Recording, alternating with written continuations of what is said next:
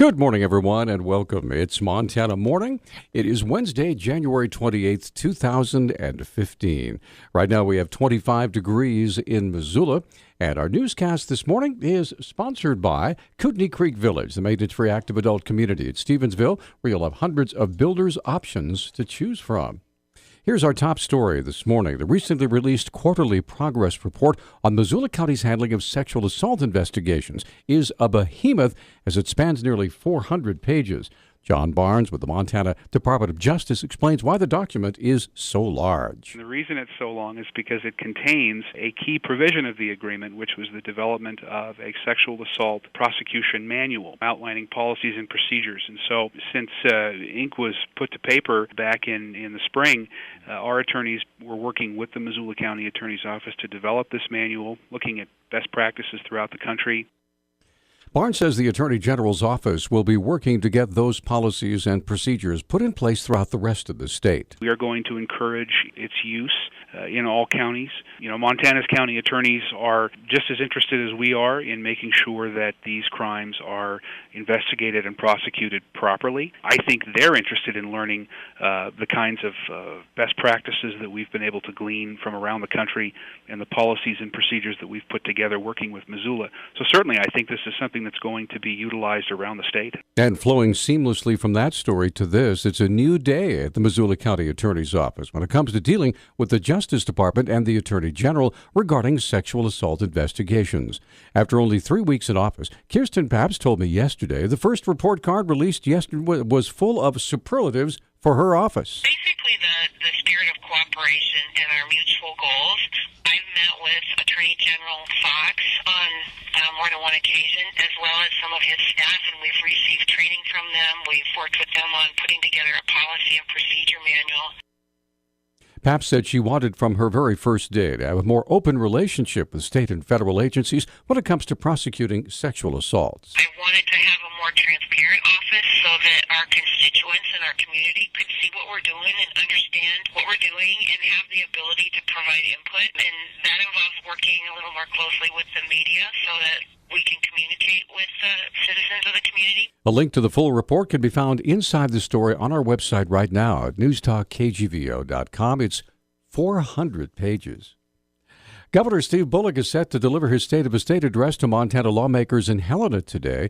Bullock will be calling on lawmakers this session to approve his proposals for Medicaid expansion, infrastructure projects, and state-sponsored preschool. He also wants to leave $300 million in the bank for unforeseen expenses. The Democrat from Helena is in his first term as governor and is fundraising for a 2016 re-election campaign. Bullock has said investments in such things as broadband and education infrastructure will pay off for generations of Montanans. The Republican-controlled legislature has indicated they are most willing to work with the governor on infrastructure needs, but they've given a chilly reception so far to Medicaid expansion and state-funded preschool for 4-year-olds. Wolves in Oregon have hit the threshold for consideration of taking them off of the state endangered species list. The Oregon Department of Fish and Wildlife announced yesterday the latest wolf census confirms at least 7 breeding pairs, 6 in northeastern Oregon, and 1 led by the famous OR7 in the southern Cascades. Hitting that threshold also triggers greater flexibility in wolf management rules. Non-lethal methods for protecting livestock are still emphasized, though, again, that's in Oregon. After 41 years, St. Patrick Hospital will soon be back in the baby business. Yesterday, I spoke with Providence St. Patrick Hospital CEO Jeff Fees. He announced a new collaboration with the Western Montana Clinic Obstetrics and Gynecology Physicians. After months of planning and preparation and discussions, the Western Montana Clinic and St. Pat's are proud to announce the formation of a new unit that will be completed in June of this year and will be delivering babies by August. He detailed some of the personnel that will be involved in this new unit. The Western Montana Clinic Obstetricians, specifically Dr. Mark Burns, is going to be the medical director of the new unit, and we've just recently hired a new regional director of women and children that's going to be starting within the next month. For the last 41 years, Missoula Community Medical Center has been the sole provider of obstetrics and neonatal care. That's going to change in August when the first baby will arrive at St. Patrick Hospital since 1974. Montana Dakota Utilities says it plans to install more electricity generation to its power plant in Sydney to keep up with growing customer demands. The 19-megawatt addition would be powered by natural gas and located within the company's Lewis and Clark coal plant. It would be used to provide power to customers during times of peak demand and could reach full power within 10 minutes. MDU spokesman Mark Hansen says construction costs are estimated at about $40 million. MDU provides electricity to 137,000 customers in Montana, Wyoming, and the utilities. And the Dakotas. Hansen says the number of customers has been increasing by 4% to 6% every year, driven in part by the oil boom in the Bakken of Montana and North Dakota. Federal land managers say an auction of oil and gas leases in North Dakota brought in almost $4.3 million. The Bureau of Land Management said 7 leases were sold, totaling about 1,700 acres. Herco of Billings submitted the highest per acre bid, offering $13,750 for a 223-acre parcel in Dunn County. Would you think twice about wearing your seatbelt if the penalty for not wearing it rose from $20 to $100? Dick Barrett with Missoula Senate District 45 introduced a bill yesterday about raising that fine. It certainly does not change the seatbelt offense from a secondary to a primary offense. That's not what this bill does.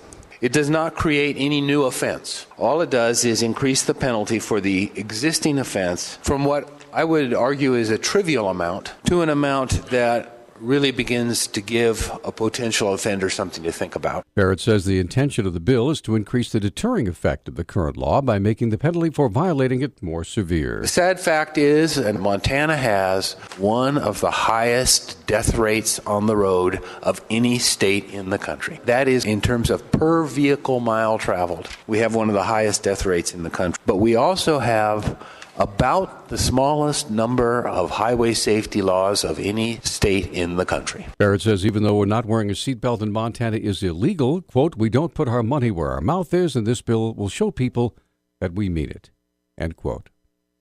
Our News Talk time now is 6:10. Newstalk, KGVO. Missoula's official weather station. Partly to mostly cloudy skies today with our high temperatures warming into the mid-40s. We'll see a wind out of the southeast at 3 to 6 miles per hour. Partly cloudy tonight with lows in the mid-20s. I'm meteorologist Brooke Foster for KECI 13.